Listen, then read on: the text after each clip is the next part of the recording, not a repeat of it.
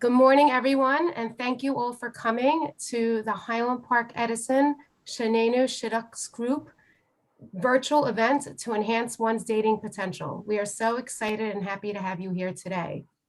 The Highland Park Edison Shnainu Shidduch group is a volunteer organization comprised of, I have to admit, it's only women, but men are always welcome to join our community group from the local Highland Park Edison community, who dedicate their time, energy, and resources to help Jewish singles from all over the world, not only Highland Park and Edison, get married, find their bashert and get married.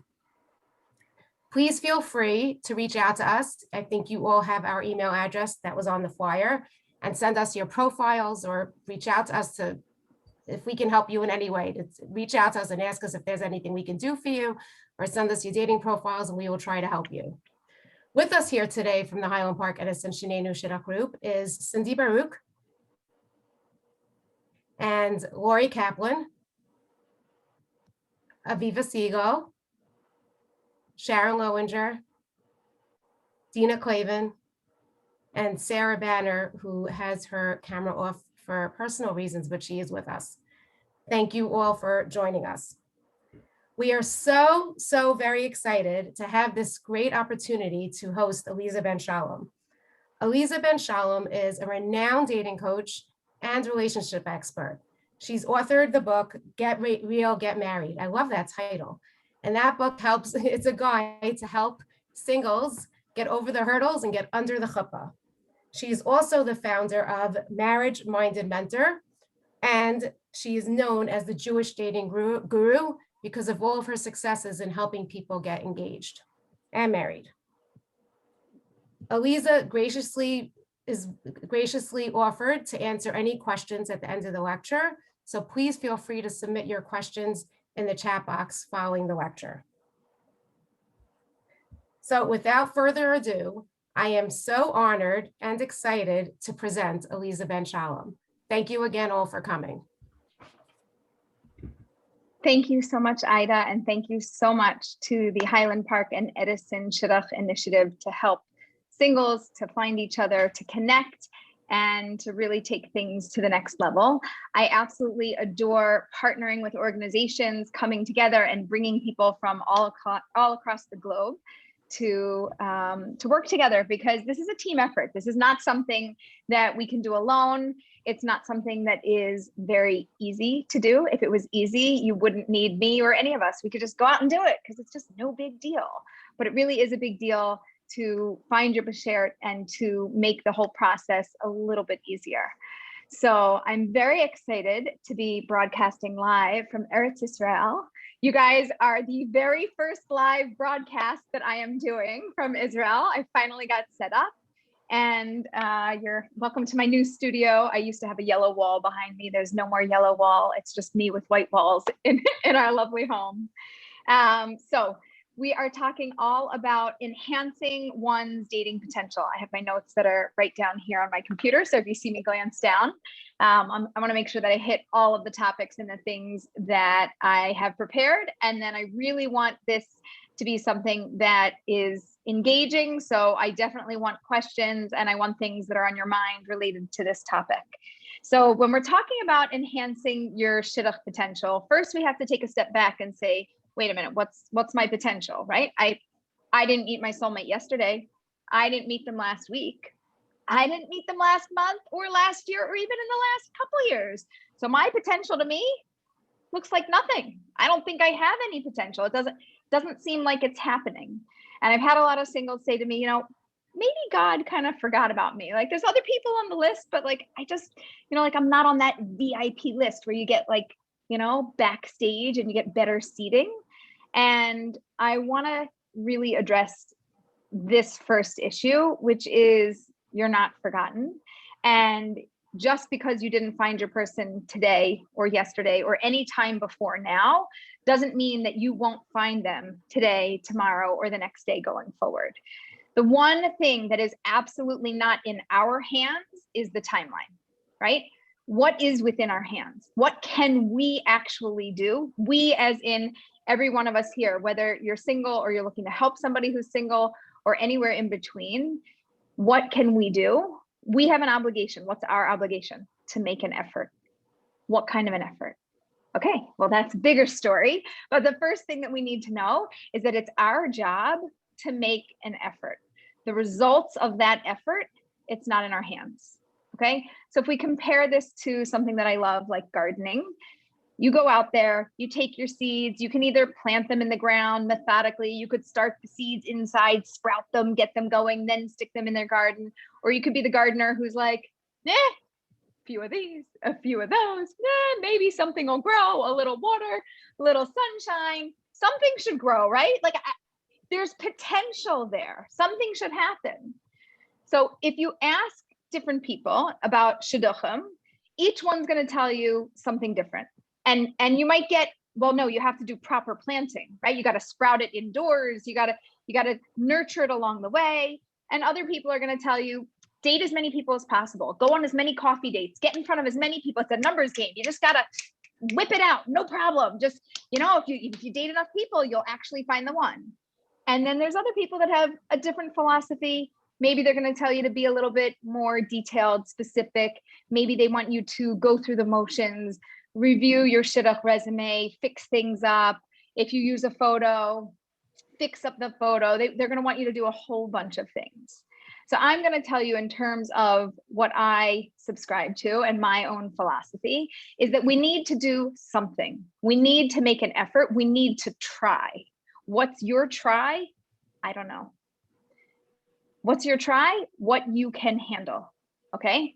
If somebody tells you to do something and you're like, no, Aleeza, there's no way, I can't do this. I don't like it. It's not my thing. It doesn't make me happy. It's not going to make me a better dater. It's not going to make me a better person. I don't want to do this. If that's your reaction, that's not your effort. Please don't do that, because you won't be a better dater. You won't be a better person, and it won't be good for you. What I want you to do is to make an effort in an area that is the least painful for you when we start. Okay, the area that you can handle. So some people are okay with online dating. Other people are absolutely repulsed by it and they can't stand it. Some people like going through shadchanam and matchmakers and organizations and groups. And some people say, no, thank you. I've had bad experiences. It's not for me. Some people want friends and family. Great. Other people don't want to touch it with a 10-foot pole. They don't want anybody's help who's related to them. They just want to stay as far away from it as possible. And some people love in-person events, which are, thank God, in Israel, they're coming back. I don't know how much in the States they're coming back. I know I've heard even in New York a little bit since COVID went around there, kind of like Israel, we got a good dose of it.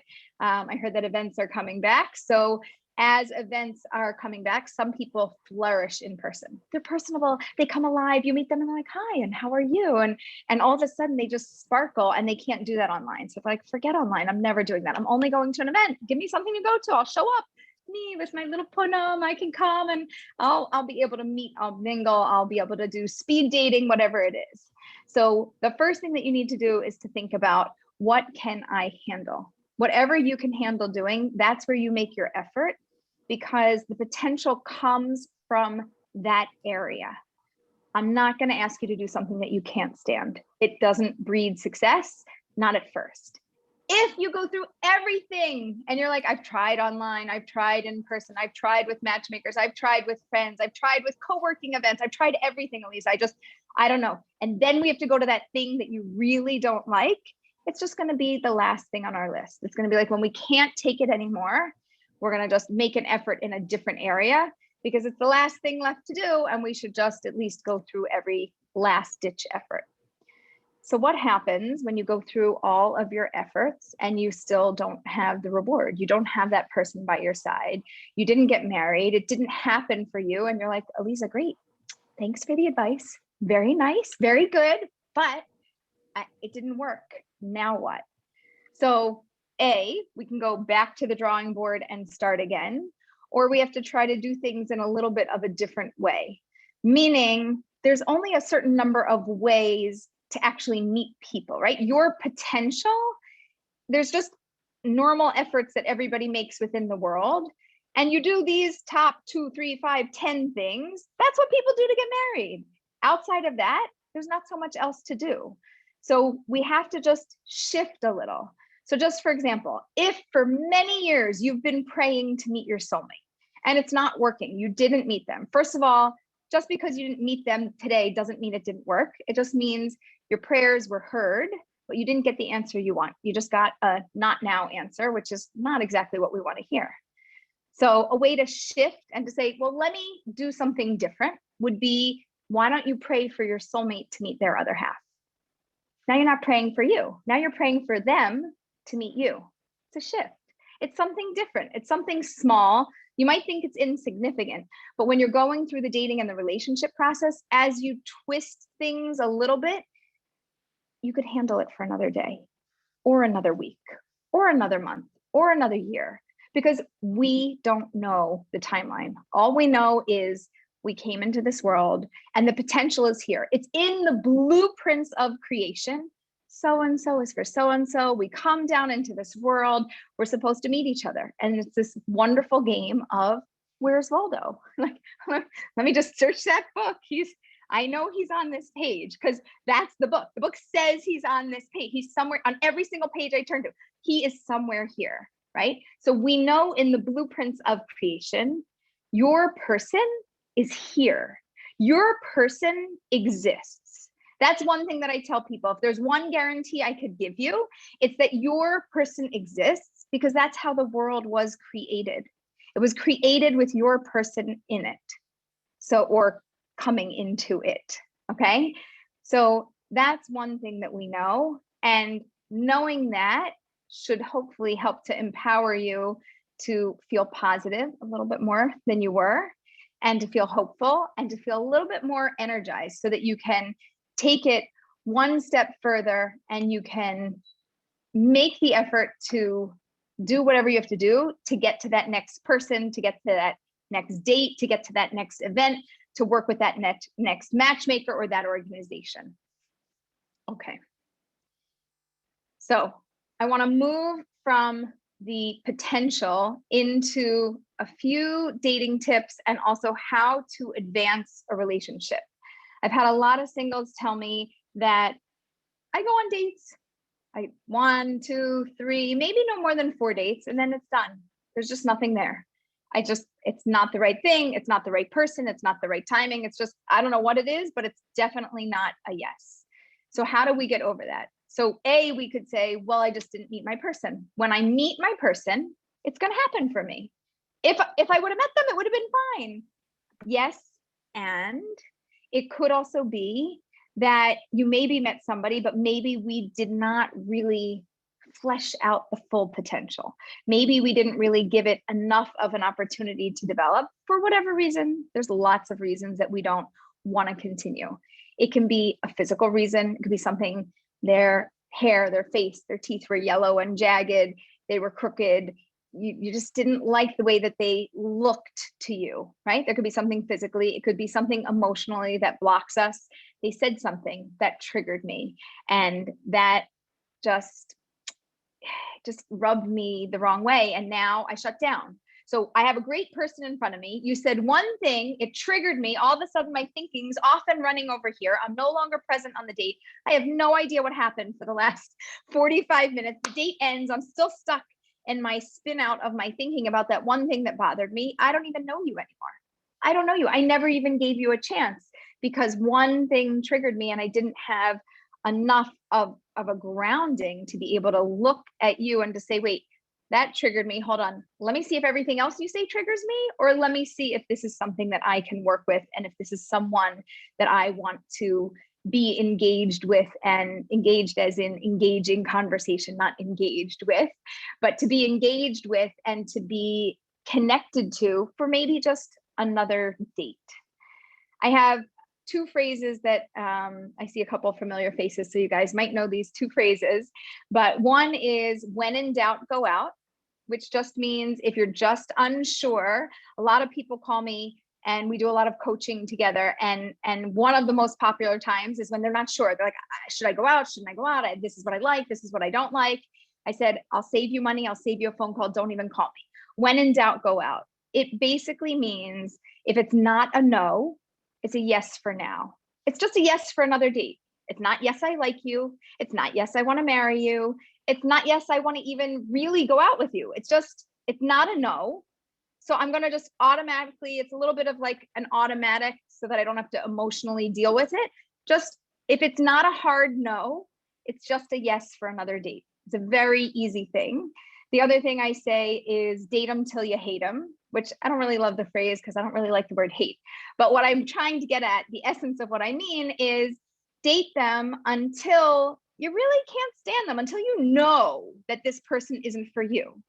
But if you're somewhere in between, which most people, look, a yes is a yes. Very easy. I like you, you like me, there's something going on here. Or I like you, I don't know if you like me, but it's a yes for me.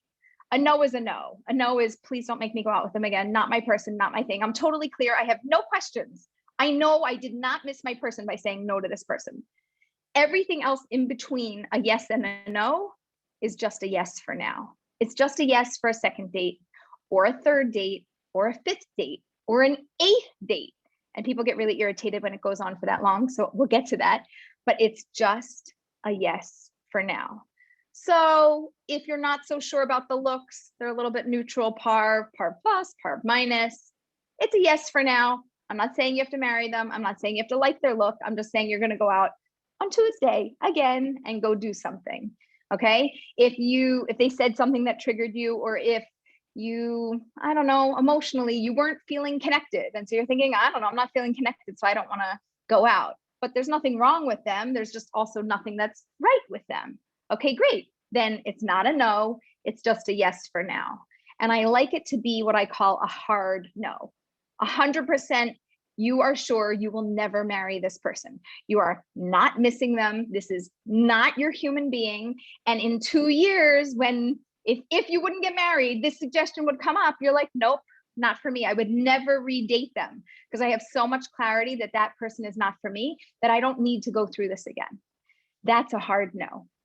I like when there's a hard no so that we don't have to revisit things and that we get it all done in the very first time. Okay, so as we're talking about progressing and moving dates forward, so getting through date 1, date 2, we want to have a good time. We want to connect. There's got to be something that I like about you to motivate me to want to see you. Otherwise, I'm just going out because it's not a hard no. So it's nice if there's something that's really enjoyable there about you that I can connect with. But what's going to be the glue that actually holds a relationship together for a period of time? That's the emotional bond. That's the bond that takes it from, hey, how are you? Oh, nice to meet you. Oh, good. Oh, you're an engineer. Oh, so nice. Yeah, I'm a teacher. Right. Oh, yeah. No, and yeah. Talk about families, talk about where we grew up. There's something there. That's nice. Good. We can hold a conversation. That's great. We have communication skills. Great. That's a step 1. Step 2, we need to go from communication to connection. We have to find all sorts of points of connection. Now, your brain, so smart. Your brain is going to actually look for things that are not similar. Your brain is going to be like, oh, not like my family, not like how I grew up. Oh, not like, you know what happens? The brain, right? That on your shoulder that tells you everything that is wrong with this person and why it's never going to work. So your brain is going to naturally do that. Fine. I'm not looking to stop that. That's a therapist's job. They can deal with that. That's somebody else's job. That happens. We know that happens. It's like noise in the background. For me, it's like, rock and roll. That's like in the background that I don't really want to hear because it gives me a headache. But that's the noise in the background. What we're actually looking for are points of connection. What do you like about this person? Can you name one physical character trait that you like about this person? Can you name one emotional character trait? Can you name something about who they are or where they came from that you like about this person? Start to identify things that you like and places where we have a connection. Oh, we're similar, right? My brain again is going to keep telling me how we're opposite, but I want you to look for places that you're similar because it's in those points of connection where you're going to build the emotional relationship because that's where we connect. Now, there's plenty to say for where we disconnect. How about the whole, hey, Aleeza, opposites attract? Yes, sometimes they do, but they also have a hard time staying together because they're opposite. Because this one says this and that one says that, and this one wants to go over here and that one wants to go over there, and they have different preferences. And this one's a morning person and that one's a night owl, and everybody has something different. And so it's like, oh, sometimes it's intriguing that they're different than me and they balance me out. could be good for you in some areas. But what we also need to recognize, because our brain does not naturally do it as easily or as well, is to find all of those points of connection. What is it about you and I? If I had to name 5 things about the two of us, anybody, you could play this game, by the way, practice it with random strangers, the grocery clerk, anything. Like, oh, I don't care if it's as simple as, hey, we both have brown eyes. That's something we have in common. There's a point of connection. You can go as basic as you need to go to build a point of connection, or you could have a very deep connection. Wow, we both feel deeply passionate about the same issue, like social justice. We're fighting for the same cause. We're on the same side. Wow, this is somebody I could really connect with. So I like to give homework as we go along. So I'm going to give you a little challenge, which is to meet people in your life, whomever you're meeting. I don't care if they're coworkers or family members or friends. It doesn't have to be dates. You can do this with anybody because the practice works with anybody. Find 5 points of connection with random people that you know. Again, because our brain is not very good at doing this, you have to actually practice doing it, or you won't naturally do it on a date, and you'll be sitting on the date going, oh wait, oh, Aleeza said I got to find something I like about them and that we connect to. What, we don't connect over anything. We're not, it's not, you know, the brain starts to fight you on it. So we need to really practice something like that so that we can actually connect with people. And while we're on the topic of things that we don't like, let's just dig into physical looks and attraction and appearance. So this is a huge hot topic, like red flags all over. Everybody on every side has an opinion here. Parents and matchmakers and everybody involved with the process, and everybody has their own theory. The one thing that we can all agree on is you need somebody who is appealing to you in some sort of a way. Okay, how much? Depends who you ask. How little? Depends who you ask. So I like to start with baseline. Baseline is what I call PARV.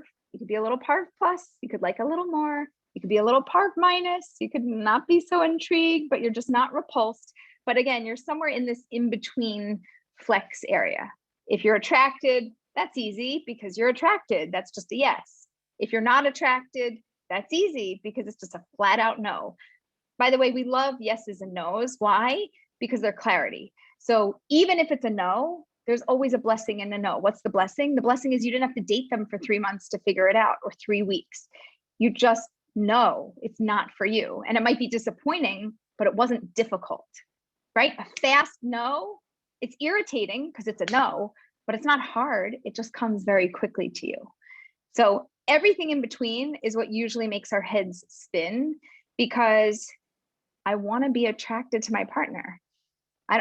Maybe I've been looking for 2 years, 5 years, 10 years, 20 years, 30 years.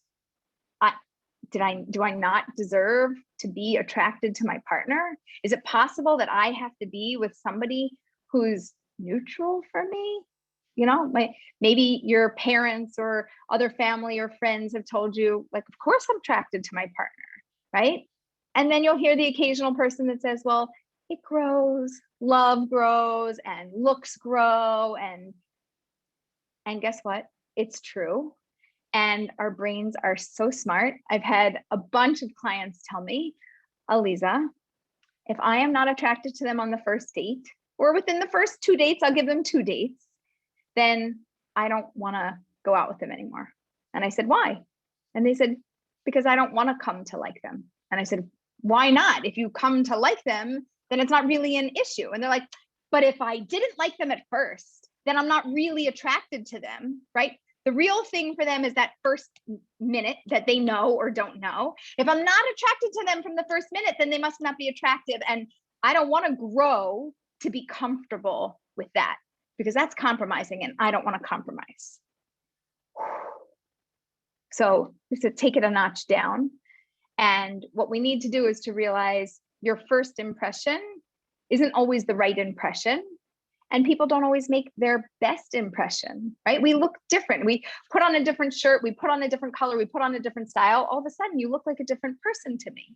You wear your hair in a different way. For women, it's more significant than men, or you just look different. You come looking different So somebody gets a different vision of who you are. They get a different impression. And our brains need multiple impressions to really take something to heart and to get comfortable with it. And not every time are we comfortable with the very first thing that we see. But we want that love at first sight. We want that instant connection. We want that chemistry from the very first time. And I hear it often. Aleeza, there's either chemistry or no chemistry. If it's not there immediately, I'm not interested in this. It'll grow business. It's not for me. I'm not going to continue. I'm not going to make an effort. No, thank you. Don't bother talking me into it. Don't anything. So I said, so how can I help you? Right? If I can't help you to understand how things work, then how can I help you? Because if you're married to that concept, then you need to just keep dating dozens, maybe hundreds, in the 200 to 300 range of people until you find somebody that you're attracted to. But let me tell you the problem with that. The minute that you find somebody that you're attracted to, what's the problem going to be? Let's take a guess. Yep, that's it. They might not be attracted to you, right? So now you found your perfect person and you're all excited and you're like, finally, person number 259, I found them. This is my person. I'm so excited. And you go out and they're like, nope, after one date. And you're like, what do you mean no? And they're like, no, not for me. I know it's not for me. And they're like, give me a second chance. And they're like, no, I just know it's not for me, right? And then that person that was so particular about a certain look, all of a sudden wants somebody else to give them a second or a third or a fifth chance. And meantime, they're not willing to give anybody a chance. They're like, I know, I don't even need to go out with them. Show me a photo. I'll judge based on the photo. I will know if that person is for me. So we have to be very careful about how we go about the dating process, because sometimes things are a mirror and they come back to you, and people will do to you what you do to them. And it's not just for that, but wouldn't you want to give somebody the most opportunity to see if it's your person? If it's your person, you're going to marry them. If it's not, you're not. So go out another time. Now, I'm not in favor of it's a no and somebody pushes you and really they guilt trip you and they tell you you need to go out. I'm not in favor of that. So if you know it's a no, what's a no? A no is 100%. It's not for me. I will never go out with them again. I will never regret it. They're not my person, period. If it's a no, I don't need you to go out again. No problem. But if it's not a no, it should be a yes for another date. It should be a yes for now. It's not I like you. I don't like you. I'm just going out with you because that's the rules, because it's not that I can't stand you. I can just almost not stand you. And maybe you'll redeem yourself next date. I don't think you're going to redeem yourself, but I'm just going to play the game the way that it should be played, right? So this is kind of like the Aleeza playbook to how to get through dating a little bit more gracefully. Because when you don't do it like this, if you make snap judgments, what usually happens is 2-3 years later, the same name comes up and you're like, no, I dated them already. And you're like, well, was it a no? And you're like, I mean, not exactly. Mostly, I don't know. I'm already dating so long. I can't remember. And now you have to go redate somebody that you could have just figured it out with one more date. So for the men out there, I want to tell you that this form of dating can get expensive. Meaning if you have to go out for another date, and I know when I lived in Philly, we had some of our guys traveling from Philly to New York, and by the time they pay for the bridge and the tolls and the parking and the dinner or whatever they're doing, it was $250, $350, pretty high up there in terms of a date. So I don't care. You don't need to spend a lot of money. Nowadays, restaurants are really out because everybody's only eating outside. They're not, like bring a little picnic basket, pack some wine and cheese, get creative, take a walk. Everybody's 6 feet apart and doing things in a very different way. It's not like you have to spend tons and tons of money. You do have to invest more time. And if you invest more time and it's not for you, then you at least went about the process in the right way. And if you're like, Aleeza, I like what you're saying is nice, like, thanks for the theory, but in reality, I'm just not interested. If you're like actually fighting it, then either you might be burnt out and you should just take a dating break, like go on vacation. You have my permission and my little, note slip from the principal that says you don't go to detention, you go to vacation. But I don't care if it's a week, I don't care if it's a day, I don't care if it's an overnight. Take yourself wherever you want to go relax, take a day off work, take a dating break, a break for a week, a break for 2 weeks, a break for a month. Do something and just rejuvenate yourself, because in terms of your potential, When you are broken and worn out, you have zero potential. You don't have the access to the potential because you don't have any energy. And when your energy is zapped, like if I would come on here and I would talk to you and I would tell you, it's so nice, I'm so happy to be here, and I'd really like to tell you about dating. Would you be really excited to be here? Would this, you'd have clicked off 27 minutes ago. You would have been out of here because it's not enjoyable. It's not entertaining. I don't bring any energy or vibrancy or life or potential to this. I'm sitting here and I'm like, oh, you entertain me. Yeah, sure. Okay, I'll be very passive. I'll listen. I'll go about the motions. On dating, some people think the quickest way to get married is to just keep dating until you get there and just go, go, go, go, go, go, go. No, the quickest way to get married is sometimes to stop dating, take a break, relax, do what you need to do, and then move on. Hang on one sec. There's somebody that just popped off mute. Let me see if we can, it's just a little background noise. Mute. Good, got it. Okay, so here we go. Okay, how to progress and to create an emotional connection. Let's assume you put yourself on a dating break, you come back, you're like, Aleeza, thanks for that little free getaway card. So glad that I did that. I feel refreshed. I'm ready to go. Great. Now you're dating. Same thing happens. You get into your dating norms, a date, 2 dates, 3 dates. What do we need to do to create some sort of an emotional intimacy? So number one, I want to make sure that there's 2 human beings on the date and only one other energy that exists there. So it should be you and your date and Hashem. That should be the energy of the 3 of you there. Nobody else.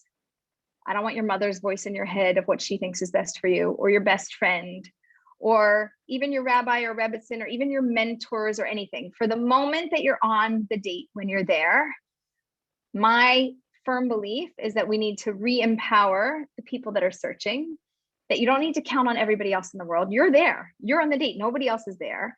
You have to make this judgment call. You have to be fully present. You have to be in this. And I don't want anybody else's voices in your head right now. Later on, we can introduce their voices and we'll talk about that. But right now, on the moment of the date, it's you, it's them, it's Hashem. We're trying to create something here. We're trying to create an intimacy. The way to create intimacy, why do we have the laws of yichud, of, you know, not being able to close that door and be in privacy with somebody? Because it's intimate, right? So what I want you to do is to be with this person and you're emotionally closing the doors to all of the other voices in your head. So there should be an emotional connection and a space or a safe space for an emotional intimacy to exist between the 2 of you. And that can only happen when there's just not a lot of other noise from all of these other people, or even your own inner critic. Sometimes you just need to say, yes, and we'll talk about that tonight after the date. We're going to deal with this. We're going to totally hit this head on and we're going to face it. But in the moment when you're on the date, you have the ability to make a connection or not. And it's all in your hands. So just so you know, sometimes you think like, oh, it takes 2 to tango, right? Like it takes 2 to tango. You ever been with a really good dance partner? This is maybe not a good analogy, but think about it. If you've ever been with a really good dance partner, they lead the way, right? And you can move around so much easier because somebody knows what they're doing. So we only need one of you to be smart in the relationship to build this connection. We don't need both of you to be on your game and excited and whatever. It takes one. Have you ever had that good friend, the one that carries conversation, the one that makes it so easy to be with them? It's just a pleasure. It's just, you're like, you know, maybe I didn't even like you so much at first, but I just want to be your friend because this is just nice. It's pleasant. It's easy. It's fun. I enjoy being around you. And we have things in common and things start to grow. It's like, I didn't even want to be your friend, but you make me want to be your friend, right? How did that happen? Well, you didn't put in that effort. You weren't interested. You had a level, you know, your interest was 0, nothing. You were not looking to build this connection, but the other person was, and the other person had those relationship skills to know what to bring to the relationship. So when we're talking about building an emotional connection, I only need one side to do it. And if your soulmate's not on this call, then I'm not talking to them, I'm talking to you. So it has to be from your end that you make this effort to connect, that it's two human beings that are connecting and talking. And it goes further than, oh, we have points of connection, we have these things in common. It goes further than that. It goes to, we have these things in common and I have these values. Oh, and I see value in you. I know that you're somebody who's loyal and trusting and caring. And I can tell from the stories that you're telling me, you are generous and you're very loving in your approach to your students, your coworkers, your family. From the things that you've told me, I hear that you are somebody who's really intuitive. You're connected with people, right? As soon as I start to identify what I see in you, what I know about you, what I value in you, what I like about you, it's from that moment that I start to build that intimacy and connection. And you can practice this, forget about your dates, with anybody. Again, I always say the grocery store clerk, because it's like, to me, like the lowest level of just like connecting with anybody. Could you make anybody your new best friend if I gave you 2 minutes? Not unless you get good at this, right? So building an emotional connection, it can happen in a moment, and that person creating that moment is you. You have to be the one to bring something to the table that connects and binds the two of you. That's not just like me, you, line across, right? That's a very weak connection, right? It has to be a very thick line across where there's points of connection going back and forth, where emotionally I feel comfortable around you. What I say, you don't judge me for, right? Maybe I said something, maybe I didn't say it so well, right? And you don't criticize me for that. You don't come at me and say, oh, wow, really? That's what you think? Is that how you reacted, right?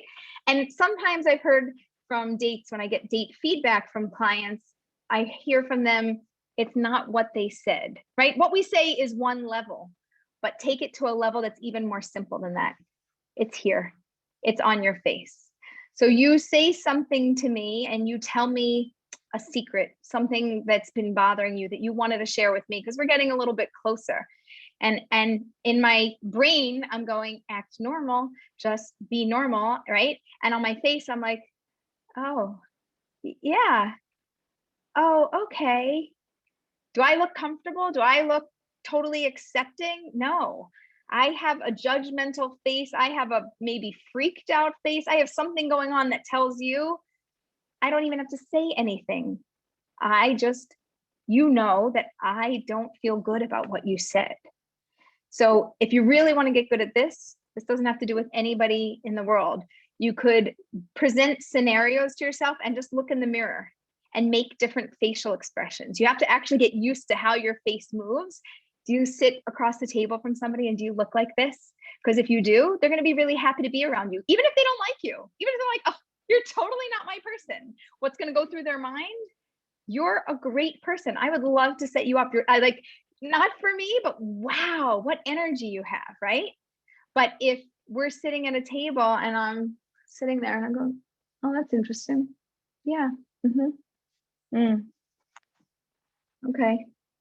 I mean, I don't know really, right? Look at your mouth. Your mouth is an easy one, either up, down, flat, right? I'm totally unimpressed with you. Yeah, nice. Oh, good. You want to get something to eat? Yeah. No, you want me to take you home? Right? It doesn't have to be the words that come out of your mouth. People can see it by your mouth. They can see it by your eyes, and they just get a feel. Also, specifically, the body language. The body language is huge.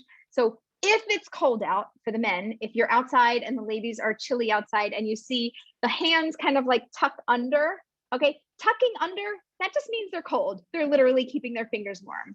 This though, that's a strong, you know, like when you cross your arms and you have them like this, that's a blocking stance. I am totally cutting off the energy from you. Or if I'm sitting across from you, right? Here, I got to put my computer to the side to show you this one. But if I'm sitting across from you and I turn like this and my hands over here and my body and my legs are crossed the other way away from you, is this open? Do you think I'm interested in you? I just put a physical wall between us. I maybe don't want to have anything to do with you. And I'm just making myself so physically unavailable. I'm creating a barrier between us. So how we sit makes a really big difference. We can also tell if somebody has one of those like very alpha personalities, you know, like the men that sit back in their chair and they're like this the whole date.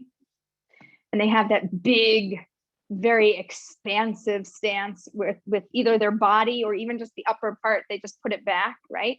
It's a very alpha, take charge, I want to control what's going on here situation, right? Versus somebody who's sitting there and they're listening, or they lean in a little, or they, you know, curiously lean in. There's a very different feel when you're with somebody.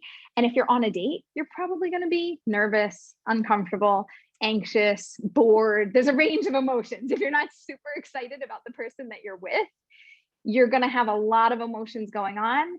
And if you're good at reading body language, or even if you're new to reading body language, you can figure these things out. And the first thing that you should figure out is you. Don't bother figuring out anybody else in this.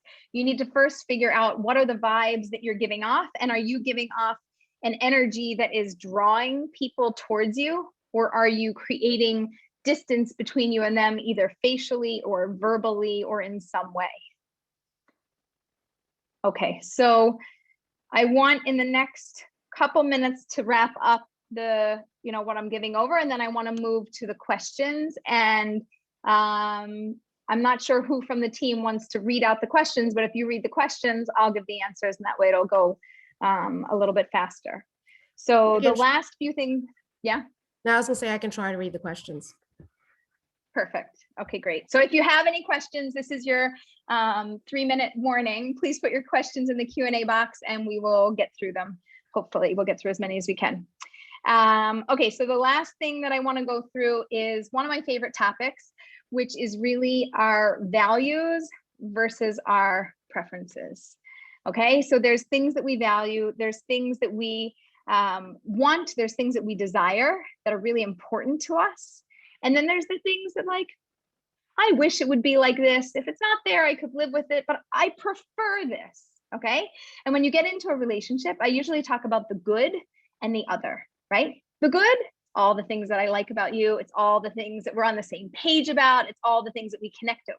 What's the other? All that stuff that I wouldn't have picked, but it comes with the package. And you're like, okay, not what I would have chosen, not a deal breaker. Doesn't make me run the opposite direction, just totally not what I wanted, but I'm in it because of the good, and I can manage these other things. So what I want you to know well is, what do you value? What do you value in another person, right? Physically, everybody knows what they value. Everybody has their preferences, and you just need to go out onto a date to figure that out. Nobody else needs to figure that out for you. But in terms of other values, emotionally, what do you value?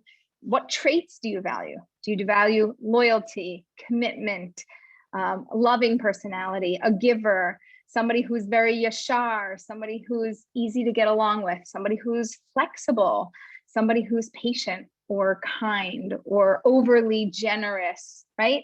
And often all those things that we grow up with that we lack, we desire, and the things that we had, we don't want to lack for, because it would feel very out of balance to us. So we often bring a lot of our past into our present, and we have to have a consciousness about that, and to be able to say, okay, what do I need? What do I need to function, to be healthy with a life partner? And what do I desire? And to separate it out, and don't get confused between the two. Make sure the things that you check off on your list first are your values.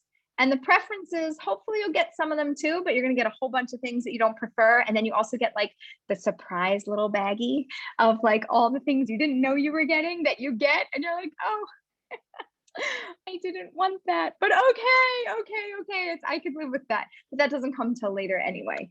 So we want to start with your list of values. And I am not one to say, make a list of your top 3 or your top 5 or your top 10. I like a brain dump. Literally take everything that's in your head and everything that's in your heart and put it on a piece of paper, or put it on 4 pieces of paper. I had one girl hand me a list. And it was front, back, double lined on each side. There were hundreds of things on this list. She had every nuance and every detail of all the things that mattered to her. And she got it out. It didn't sit there inside. When it sits inside, it's a little bit of a mystery. And when it comes out, it just feels good that you could say you want what you want. You could say you know what you value. And then when you find what you find, we know it's not going to perfectly match up, but we're not denying that that's what you desire. We're acknowledging I desire these things, and some are going to come with what I want, and some people are going to come with other things. And I need to just make sure that there's no deal breakers there, and there's enough good to carry us for a lifetime. So that's how I would go about the values and the preferences, deal breakers and non-deal breakers, and to kind of gracefully move through. I know what I want, and I have to compare it to the human being in reality who's in front of me, and how to make those two things connect, and hopefully something that we can build for the long haul. So let's move on to the Q&A and see what things people are curious about. The first question that was sent to me, I think, is a question that so many of our singles grapple with. So I'm very happy that this person sent this question. And the question is, what about people who never got married? I don't know how old this person is, but she followed the question by saying, can we be certain that my husband exists? And I'm going to generalize that question. Can we be certain that my wife exists? Because obviously this isn't a question only for females. Yeah. So my answer is yes, their soulmate does exist. Not everybody whose soulmate exists ends up finding them. We, the stories of like, oh yes, you met them, you said no, or his or her nose was too big, right? You turned them down. So do they exist? They exist. Will we choose them? No, not every one of us will choose our life partner. That's within our control, so to speak. Like, we have the opportunity to say yes or no. The other person also has that opportunity, but they for sure exist. The next question is, what should I do about a guy I dated a little over a month ago? I really like, but he said no to me. Should I revisit or let it go? I don't want to run after a guy if he's not interested. Should the girl be the one to run after the guy? I really felt that there was potential. I'm 29 and dated a lot with him. Was different, even if it was just one date. Right. So I would usually say to wait 3 months. And if you're still looking and he's still available, have somebody try to resuggest it and revisit it. And if he says no at that time, again, revisit every 3 months. It would be like a wait it out and revisit again. I don't know why he said no. I don't know if you know why he said no. And people's reasons and their perceptions change over time. But usually I like to give it about 3 months. That's about the time frame that people start to open and shift in their thinking. Maybe they've had some other negative dating experiences, and it would lead them to be more open-minded to say yes another time. The next question is, how can you discuss a little bit about how a person 40 plus, a divorced person who's 40 plus, can get his or her name out there? Best ways for a 40 plus person, a divorced 40 plus person, to get dates, etc. Okay, so it has to be either online, in person, or through matchmakers, friends, and family. And I think the best way is to, at this point, make a dating profile or a dating resume and get it in numerous people's hands. And if you're like, Aleeza, I already did that. Everybody I know, they know me, they know what I'm looking for. They're still not finding it. Great. We need you to make a new network and a new circle of friends. So the way that I like to do this is one a week for the next 2 months. You find one person that you connect with in some way that's outside of your circles or not, in your immediate circles, and you bring them into your world, and then you introduce them and share with them what you're looking for and try to connect to their network. So a little bit, if you think of like business networking, or when people are looking to meet new people and expand their circles, you have to do that for dating also. The next question, and this also, I'm sure many are thinking, where does gut feeling play the role in dating? Okay, so difficult question to answer. For some people, a gut feeling is very accurate. It's a I don't want to give a percentage, but it's not an extremely high percentage that is a gut feeling that's accurate. Modern day, a lot of gut feelings deal with anxiety or stress or so many other things. There's a feeling, there's a gut feeling, but it's not coming from a place of being grounded and centered. And so it's very hard, like I'm gonna say, oh, you have to know the difference between a grounded gut feeling versus an anxious or a stressed gut feeling. It's a gut feeling, so we don't always know if it's coming from a good place or not. If you're somebody who has a gut feeling, and in general in life, not just in dating, but with business and with everything else in your life, if your gut feeling is usually on and you are accurate about your gut feeling, then you should trust it. If you're the person that's like, no, I get a gut feeling, but I'm not always right. Like, hey, more than 50% of the time I'm wrong, or sometimes I'm right and sometimes I'm not. I can never tell because sometimes it might be anxiety or I don't know what it is, but I'm not always on about it.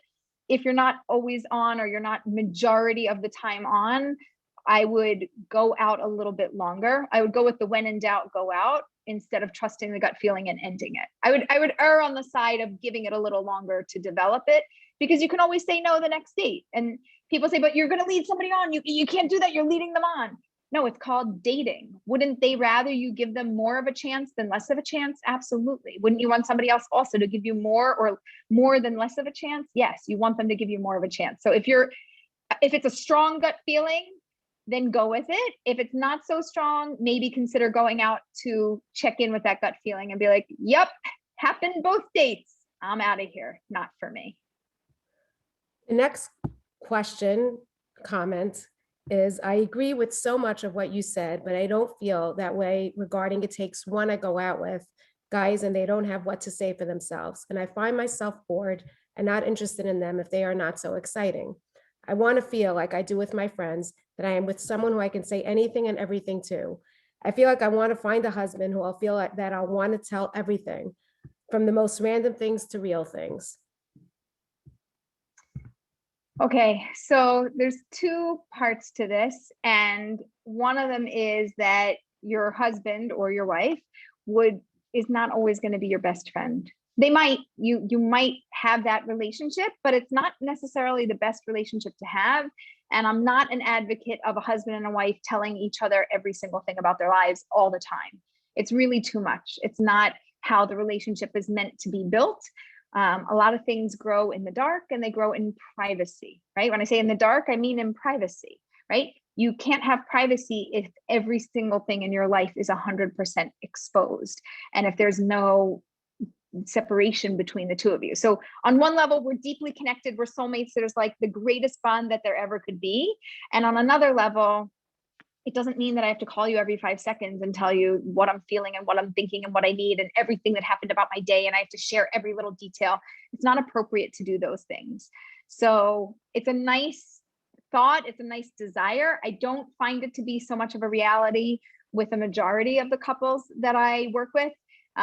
Every once in a while, like 1%, 2% of the people that I work with, they're like best friends and they always talk about things, and but the guys still go out for a guys' night with their buddies, and the girls still go out for a girls' night, and they still do things separately and individually, and they don't talk about every single detail.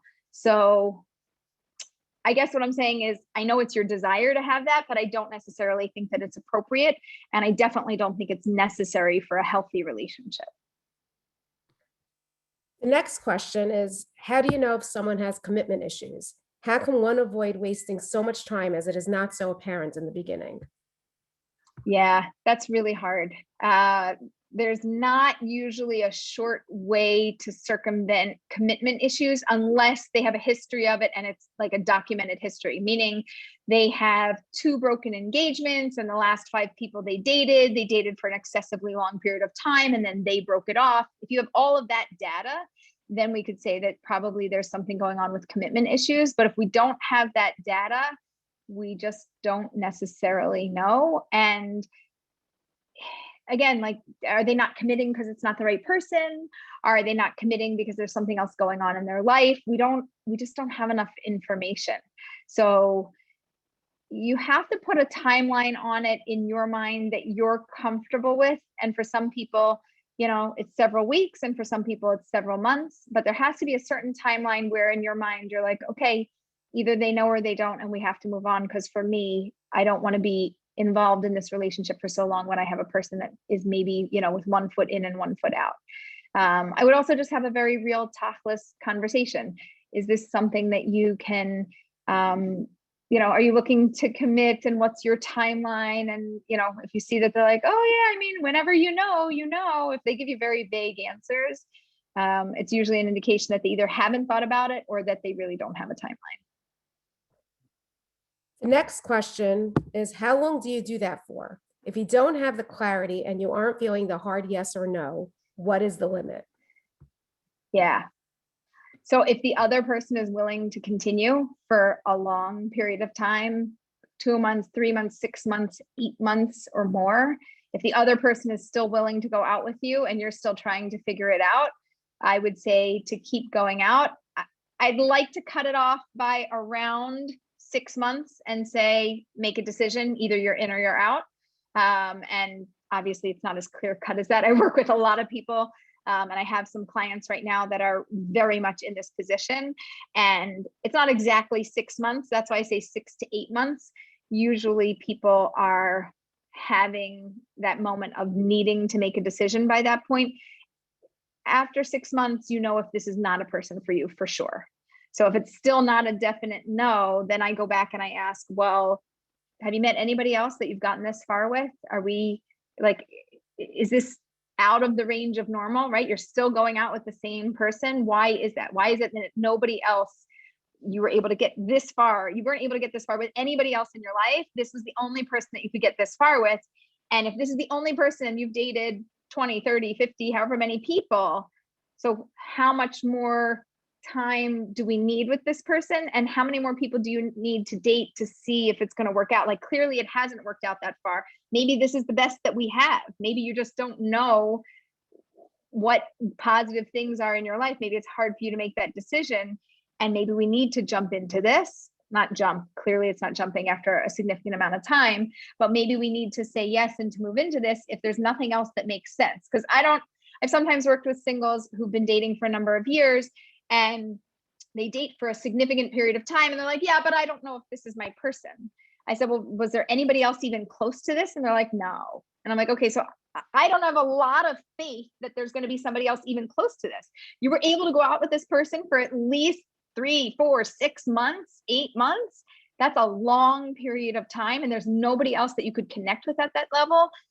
I wouldn't throw it away so quickly, and I would really dig into, why can't I move ahead with this? What's really holding me back? Because I would lean towards seeing if we could make it work, because clearly there's something there.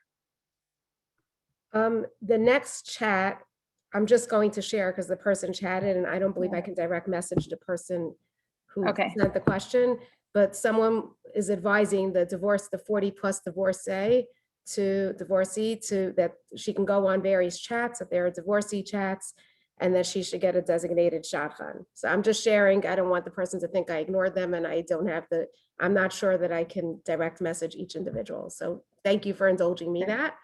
And the next question for you, Aleeza, is, I've been dating a guy on Zoom for 2 months. We met for a few dates at the beginning in person. Any advice when meeting in person again after all this time? There's a lot of yes, but there's definitely things I'm uncomfortable with and uncertain about. Not a hard no and not a hard yes. Any advice?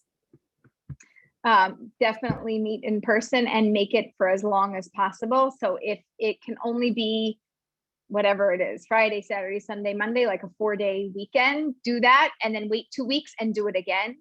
And that means either you have to go there or they have to come to you, and sometimes you just alternate, but I would get in person as much as possible.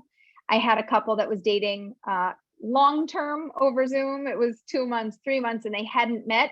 And I said, really, we've got to get you in person, because you can emotionally build a very strong connection, and then you can meet in person, and in a second it could fall flat and there could be nothing. And they met in person, and they had a hard time meeting over and over again in person. And they're like, well, now we've been dating 4 months, but we've only seen each other in person twice. He flew here and we went out, and I went there, but we've only seen each other in person for like 4 days or 5 days. And when that's the case, we have to see each other in person more. Zoom is good, but you're not going to have a Zoom marriage unless you plan on living in different states, which I've seen people do, but it's not recommended. So I would say try to get in person every 2 weeks if you can, and confirm that what you see you like and what you're concerned about hopefully is not a red flag. And if it is a red flag, you have more time to evaluate that. The next question. What if one is dating someone, but they're so nerdy that it throws you off each time? They are nice and you have basic okay conversation, but every time they do something nerdy or dress nerdy, it bothers you. Tips for that. Yeah, breathe deeply and often. It's difficult. If you go out more frequently, your brain will be a little bit used to it and you won't be like thrown out of it every time, right? Like if you date and then you take a break and then you date and then you take a break and you're not seeing each other for so many days in a row, or you know, like if you're seeing each other once a week instead of seeing each other 3 times a week, your brain is going to be thrown off. So I would recommend trying to date a little bit more closely together and to see if it softens over time. Some things you just have to say, I'm going to be irritated about that, and find out if would they be open to changing their style of dress. I've had some men and even women who, like the one who's the fashionista and really into it, says like, well, I'd love to like give some style tips, which we would do down the road. And the other person's like, yeah, great. If I don't have to think about getting dressed in the morning, b'simcha, I'm so happy. So sometimes there are people that are willing to let you do that. And other times they're like, yeah, I don't care. They're very neutral about it.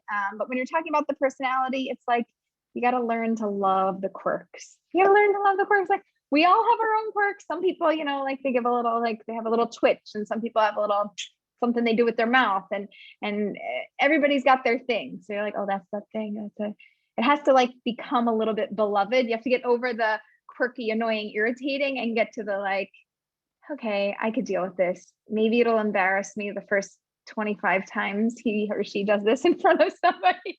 And after that, maybe I'm going to get over it.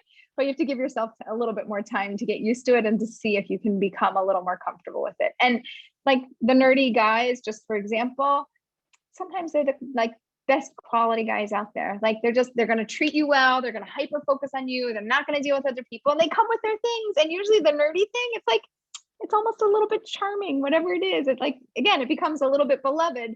You just have to like, but it is what it is. I'm not going to pretend like he's normal and he's okay and he's not like this. Like that's his thing. Let him own it, and you like be okay with it. Not that you're okay with it, but okay that it's just different. Okay, it's different. I'm not changing him. I'm not pretending like it doesn't exist. It exists. It irritates me. Let's see if we can go from this level of irritation to this level of irritation so that it's not on a constant basis. The next question, the crux of the question is, do you suggest that people put on or off their camera in these Zoom events? The participants. And like this one right now, yes. For example, is that what? So if the moderators allow you to have it, this is a meeting format that we're in right now. So all of the participants can see each other. So I think that's great that you guys can see each other, and potentially there could be matches that brew. Maybe there's conversation or chats that can happen privately. I also run webinars. So on the webinars, you see me and you see my co-host, and that's it. Everybody else doesn't exist. We're the only 2 people on the screen, but everybody can chat in the chat box. And so we allow chatting to happen without any visual, because it would be way too distracting. Like if you have 100 people on a call, it's just way too many people, and then you lose the, the content. But for smaller events like this, where you can browse through and people like sitting there, they're like swiping on their screen or, clicking to the next page or looking at everybody in a gallery view. I do think that it's nice to have your camera on. If you have your camera on, you have an opportunity to meet somebody or a moderator or to connect yourself. If you have your camera off, you don't. You just take away that potential. So turning your camera on gives you that potential. This is a follow-up from a different person, a different single, a follow-up to the Zoom question.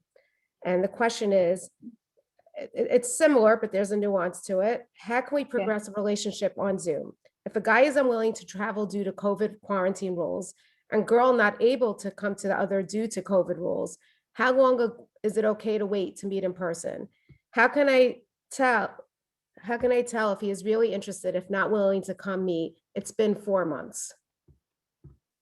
Okay, too long. We're good. We're at my max. So pre-COVID, before COVID, I would have said 6 weeks is really my max in terms of what I'm comfortable with. If somebody is virtually dating, it's long. I'd rather it be 2 weeks or 3 weeks, but 6 weeks is like, okay, must speak, Diana, we have to meet. With COVID, I would say, okay, so we could double it. Let's go to 3 months. There's a lot of different rules. Parents, people are living with there's like so many complicated things with COVID. Okay, maybe it's slow to meet, connect. Fine, I'll give you 3 months to figure it out. Longer than 3 months, the only issue, just for example, between Eretz Israel and the States, we have a problem. If you're not Israeli, you can't get in. So all of my international couples are having a very big problem right now. And I would tell people to put the match on hold. So for you, I would say, listen, I like you. I'm excited to meet you. When the time is right, call back. Hopefully if I'm available and you're available and one of us can travel, then we can meet. And if not, we just need to put this on hold for now, because if there's no end in sight, then you just become each other's companions. You fill the empty space, the lonely space, I just want to have somebody space, and it doesn't become a healthy system. So I would say 3 months. You know, if you're at 4 months, we let it go long enough. I know it's complicated with COVID and travel, but at a certain point, we just have to say pause. The next question is, if the guy is a highly sensitive person, is that a red flag? Not in and of itself. But if they react to you negatively or treat you poorly or can't handle things and have a very low tolerance, and that's going to be difficult for you, and that's not something that you're used to or comfortable dealing with, then it could become a problem, but it's not a red flag. I mean, it's a yellow flag, right? Notice this. This is something that's going to be a challenge to deal with, but some people can deal with it, and some people are, for their professions, they're skilled in it, so they know how to actually handle it and manage it. This question I've experienced, not myself, but I've seen with other singles. It's a question I think that applies to others as well. How do you go about starting to date when you have an older single sister or sibling and parents who do not know how to get your resume out there and not comfortable calling shadchanim? Yeah. So you either need to A, do it yourself, B, find a really good friend or like somebody who's going to quote adopt you and take you in. There's an organization that's called Adopt the Shadchan, and it's called that for a reason, right? Like adopt somebody, take them in, you adopt the Shadchan, and the Shadchan adopts you and takes you on. But you need to strengthen your network and not count on your family. There's a lot of people for many different reasons that can't count on their families. And we either need to A, do it ourselves, or B, find somebody to be an advocate for us. And if you don't have anybody currently that you're like, Aleeza, I don't know anybody who's willing to do that, then you either need to reevaluate your network or go find some new friends and new people who might be able to do it for you. And don't stop searching until you find that person.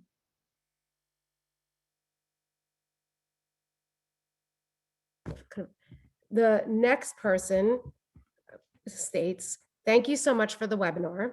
If a guy has ADHD and is high energy and the girl is more refined, how does she deal with that? Or is it just not a shidduch? It's a good question. It sounds to me like you don't like it. It's not your preference and you can't deal with it. When I say can't deal with it, meaning it's just rubs you the wrong way when you're together. So either you deal with it by learning how to emotionally handle somebody with that much energy and so much distraction going on, or you date somebody who's more similar to who you are.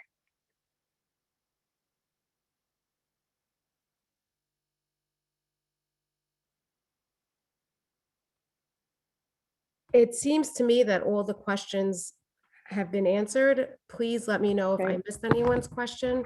There were a couple of dozen of questions that came through. So it is possible that I missed someone's question. So please let me know, but I think we've gone through all the questions. Okay, great. Give everyone a moment.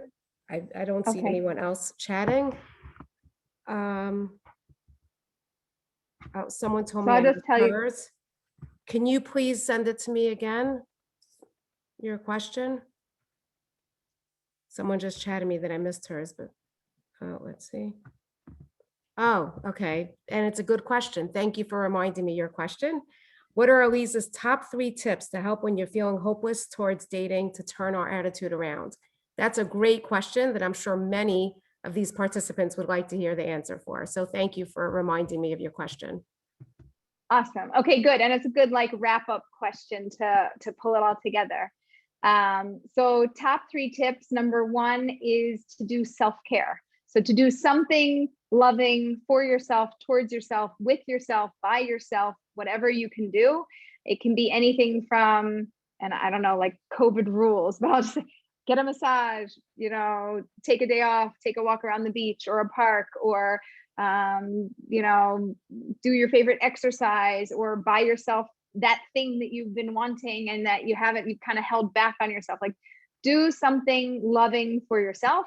Don't wait for a partner to do these things for you. Even when you get married, you are going to have times where your partner is going to do wonderful, amazing, loving things for you. And there's going to be times where you need to do things for yourself. Just because we get a partner in our lives doesn't solve or answer all of our problems, and they don't magically know everything that we need. So get used to doing self-care. Make sure you make time to do self-care and take care of yourself. That would be number 1. Number 2 would be to really expand your network. A lot of the people that I talk to, they're like, I've done everything. Aleeza, I went through your list. I listened to your seminars. I've listened to all your seminars. Like I've done everything. I've done everything. Great. We need to expand your network. Your network is not working for you. Your network needs to work for you and with you.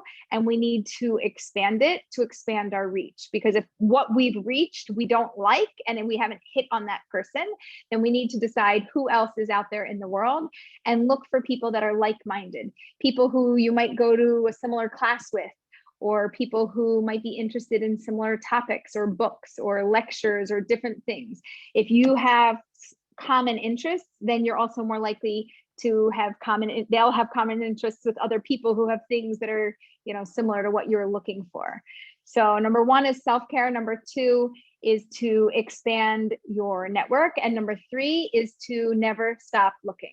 I find that the person that finds their person is the person that actually never stops looking. There's many people that have told me, listen, my person may or may not be out there, but like, I'm done looking. I made my effort and I'm just going to do what I'm going to do. And that's just fine with me. And if it happens, it happens. If it doesn't, it doesn't. So for those people, it often doesn't happen because they just stop looking. So I would tell you, take your break, do anything else that you need to do. Just never stop looking. Always be on the lookout, always make your effort, always know that the potential is there to find that person, and put yourself in a healthy mindset and a good position to meet that person or to meet somebody who knows that person. Aleeza, I hope you don't mind, but 2 more questions just came in, if you can indulge. Okay. The Sure. first question, it's a 2-part question. How do I balance having a good time on a date while keeping a strong head on my shoulders? And how do I know when I am ready to start dating? So how do I balance a good time? Yeah, not so easy. So whatever you normally do to relax, whether it's to take a shower, or a lot of times I tell people exercise, do something to get out your energy. So when you go on the date, all the nervous energy got out through the exercise, and then you could put a smile on your face and you could be there. Those would be some tips that I have. And in terms of how do you know when you're ready to start dating, very individual by many different people. But if you're asking the question, you're probably not quite there yet. And I would dig into more learning about dating and what you want and how to find it and where to find it, and learn a little bit more about the process. And then at that point, I would jump in. If you're the opposite, if you've been actively avoiding dating, which I have clients who are like that, they're like, no, I just want to learn more. I just want to learn more. I just want to learn more. Nope, you're cut off. So if you're a learner, you cannot be a lifelong learner in dating. You've got to just jump in, and then you actually have to start dating, and you have to make a strong effort to meet people and to go out with people. The next question I actually think is a really great question that us as a group, we grapple with sometimes when we're trying to set people up. So I'm also curious to hear the answer to this. Regarding men being older, women being older, an age span that would be worth considering. Of course, it depends which decade, 5 years, 10 years, 15 years, where to stop after divorce. So should this variable change? Yeah, so age, I've seen a large range, very large. Also, I've seen, women older anywhere up to, on the women's side, I've seen about a 9-year spread where she's 9 years older. On the men's side, I've seen up to 25 years. What's more in a normal range? A more normal range would be anywhere from 10 to 12 or 15 years older. Where should you stop? It's really personal and very individual. So for some people, if you have very young parents and the person that you're dating is very close in age to your parents' age, it makes somebody very uncomfortable because they don't appear to be like their spouse. They look like their mother or their father, and that makes them uncomfortable. So you have to have that awareness. Sometimes if I have older men that are looking for younger women, significantly younger, let's say anywhere from 12 to 20 years younger, I tell them to look for women whose fathers have passed away. And that way, maybe they're looking for somebody who would have more of a father figure because they're missing that, and they would have a life partner in one. Sometimes their minds are a little bit more open. But for any woman who meets a man and she's like, you look more like my father than my husband, it makes it very difficult for her, to overcome that. So I'm very liberal on age spreads. It doesn't irritate me or bother me. My husband's 10.5 years older than I am. Works really well for us. I was more into dating older guys than guys that were my age. In my 20s, I just wasn't into dating like the mature men. Happened to mature a little bit more later. So I appreciated having a man that was older, but that was a value for me. I've had other people and they're like, no, I want to date guys that are younger or my age or very similar. So I've seen all different things happen. Just have an awareness that, again, just start to think about parental ages, and if it's in line with that may start to become uncomfortable for somebody. Aleeza, I'm sorry. I hope it's okay. There's one more question that came in. Yeah, this is the last one. This is the last one. I have another program. I'm sorry. It doesn't seem like any more came in after that. Your answers are so great. Everyone keeps asking more questions. Thank you. Thank you. How do I know if the value is a deal breaker versus something I can live with? Or what if I know it shouldn't be a big deal and I don't want it to be, but it still annoys me? Yeah, it's probably going to annoy you for a lifetime, but you could live with annoyance. You can't live with a deal breaker, right? So I'm allergic to smoke and you're a smoker. I can't live with you. Why? Because I'm going to sneeze and itch and it's going to bother me all the time. But I don't like a certain habit of yours and it just irritates me every time you do it. Okay, it irritates me. I don't like it. You've got lovely traits and that one is not on my favorites list. It's on my other list. Okay, so that I could live with. So a deal breaker literally breaks the deals. It is something that is intolerable and unlivable to you. An irritant, it's an irritant. It's irritating, but you can still function and you could hyper focus on other things and not let it upset you tremendously. Or over time, you can learn how to make it not upset you tremendously. Aleeza, on behalf of everyone, I cannot begin to thank you for your words of advice, your wisdom, and most importantly, your encouragement. I mean, I think it makes such a difference in everyone's lives, and it really was very helpful and very inspiring. And we so appreciate you taking the time and the effort to join us here today and to really help each and every one of us. Thank you so much. My pleasure. Thank you so much for having me. I really appreciate it.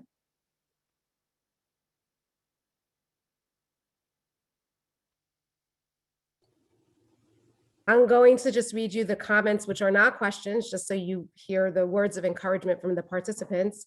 Someone said, it was so nice to see you, Aleeza. The Lorman family sends love from the greater Philly area. Another participant said, this was so helpful in capital letters. Thank you. Another thank you. Another one, thank you. Wish I hadn't had to work this morning and could have been on for the whole time. Thank you, Aleeza, and to the hosting group was really helpful. Thank you, Aleeza. Many exclamation points. It was so helpful. Many exclamation points. Thank you so much. It was so insightful and encouraging. You are welcome. So happy to be here. And hopefully you won't have to see me again soon because you'll be on your way to getting married. I'll wrap up and I'll leave everybody with a bracha that you should meet the right person in the right time. You should both have clarity and you should easily be able to navigate the challenges that come your way and get under the chuppah this year. Amen. Thank you. Someone else said that they hope your family have an easy move to Israel, and thank you. And what Achas said, and just the thank yous are keeping coming in. So you should know that it's very much appreciated and very helpful. Thank you. Thank you. Yeah, and if anybody wants any more information, I have a lot of dating articles and webinars and videos and a whole bunch of things. If you go to marriagemindedmentor.com, you can find lots and lots of content, and we do ongoing webinars. So you can get lots of good information, whatever you need, we have. And if you need a coach, we have a whole team available to support you. Also, I'm going to post on the chat to everyone the email address for the Highland Park Edison Shidduch group, just in case you missed it on the flyer. If anyone would like to reach out to us, if we can help you in any way as well. Great. Have a good day. Thank you again, Aleeza. Hatzlacha. Hi. Hi. Hi. Thank you, Aleeza. Thank you very much. Put my name back on.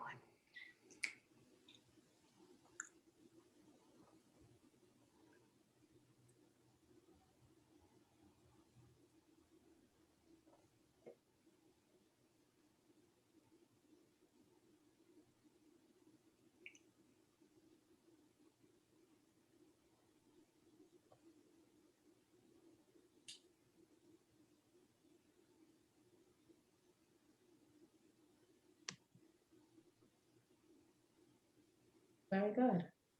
Very good. She was adorable. Okay, so I think I'm gonna end the Zoom. I think there's a few people still on, but I'm gonna end the Zoom. Ida, thank you so much for your emceeing. You were incredible. You did Ida, such a amazing. great job. Thank you Amazing. for doing this for us. Really amazing. And Lori, thank you for finding Aleeza for us and organizing and doing the flyer and just Going. we had 92 people on. So Amazing. really terrific. She was really good. She was really good. I know there's some people still on. I just wanted to say my thank yous when I saw everybody. Right. So yeah, so we won't just, I'm gonna end the Zoom now, but I just Okay, wanted to say thank you. Good job. So much. Okay. Doing it. Well, bye. Bye. If I can end it. It's not going.